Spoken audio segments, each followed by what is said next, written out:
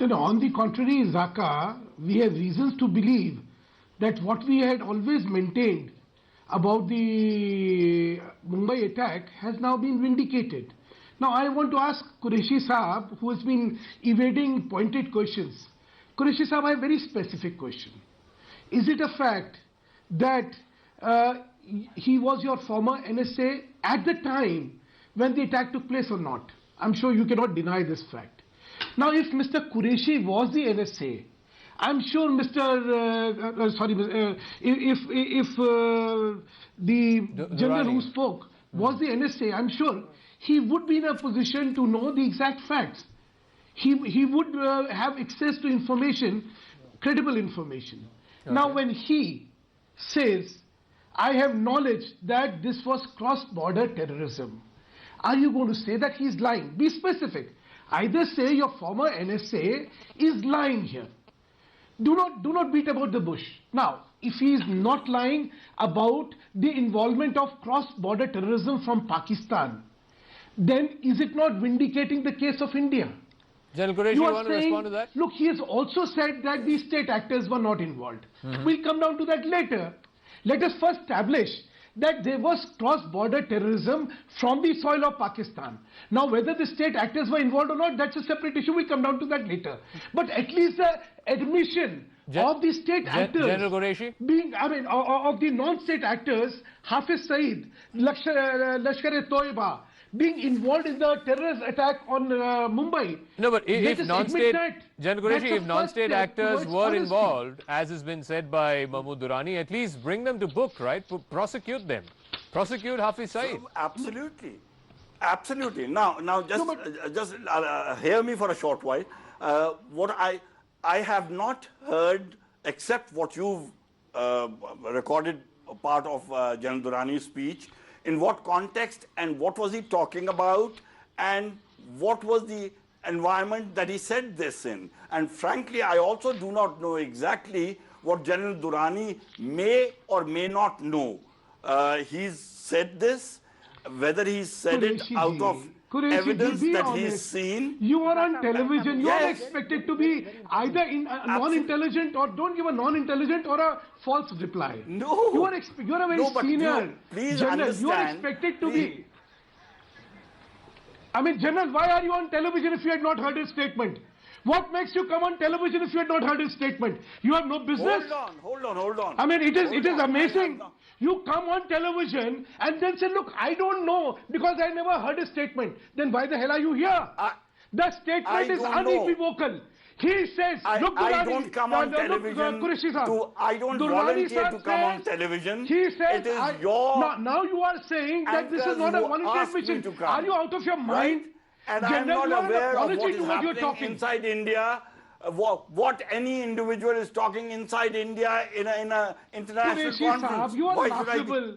I'm sure you all understand that what you are talking is bizarre. So therefore, I'm sure you realize that India has not pointed a gun at Durrani ji and said, Mr. Durrani, I am pointing out a gun to you. Unless you say this, we'll shoot you. I don't think you could be so insane to even suggest this. Now let's be honest. Look, don't make a facade here about trying to be an intellectual. Don't be dishonest. You are expected. You are a general who's expected to make responsible statement. Okay. Why did you come here if you had not heard a statement? What business have you got to come here and talk nonsense here? If you had not invited me, I wouldn't have come. Okay. One second, gentlemen. One second. I think it's. If you did not know what he had talked, you should not have come here. Okay, I think it's time for me to intervene. One second. I want to say this on record that we call Pakistani guests because we want to get a Pakistani point of view, and I made the call to, and our team made the call to General Qureshi Saab. But General Qureshi, Zaka, don't terrorists come into Pakistan with all these satellite phones and have bomb blasts in Lahore, Karachi, Islamabad and other cities? Okay. So therefore the ISI or the army or the administration or the and then the intelligence agency should know all that. They don't. Sometimes General the terrorists succeed. they are your homegrown people. General Saab, they are the ones from Pakistan. The terrorists we have sheltered for all along. They are the ones who are hitting you there. No, hold on. So please don't mislead anybody. With my own ears, on Indian television, the Indian National Security Advisor and your ex-army chief saying that they would like to, and they are going to, have terrorist attacks inside Pakistan using Pakistani personnel. This is what your National Security Advisor where did you hear this? Figment of your imagination, General Saab. Don't try to mislead people and don't try to divert the issue. Come to the facts. Come to the real issue. Why is that no action has been taken? 8.5 years have happened. Now you don't want to answer that. No, hang on. Where did you hear this? When you get caught on the wrong foot, you don't want to answer. You make a lot of noise. No, 1 second. You shout. 1 second, Jal Qureshi. 1 second, Jal Qureshi, you're making a grave, unsubstantiated charge. Outrageous. You're making an outrageous charge. When and where and who said this? Put it on record, no? Your National Security Advisor, the current in one? India. The current one? Yes. Said what? Yes. I will send you that clip so that you can play it on your television. No, I think you're getting dates wrong. He doesn't believe in saying that. No, I think you're getting dates wrong. They do surgical strikes when they want to do it. In any case, the surgical strike that you did, we know. General Durrani, come on! Now you don't even accept that. Okay, make 1 second. So laughable that I'm amazed that you can be so comical in your observations. Okay, one second. The Indian NSA said. Let's not. I mean, you're saying the Indian NSA said that we will have Pakistan face terrorism by Pakistan-grown terrorists. I mean, what kind of bizarre things can you talk? Okay. I'm amazed. Instead of talking about the truth of your NSA, you want to deflect it by not addressing the truth of your NSA. Okay, Sudhanshu Mittal. Okay, we've heard you. Ambassador Parsadhi. I think we should be very clear here. Sudhanshu Mittal, closing comment, 30 seconds. What does India do with such a huge uncertainty lying in the next few days ahead? Zaka, the fact of the matter in Pakistan is that while they have a democratically elected government, it's a government which is toothless when it comes to all these issues. It's the ISI and the army establishment of Pakistan which calls the shots.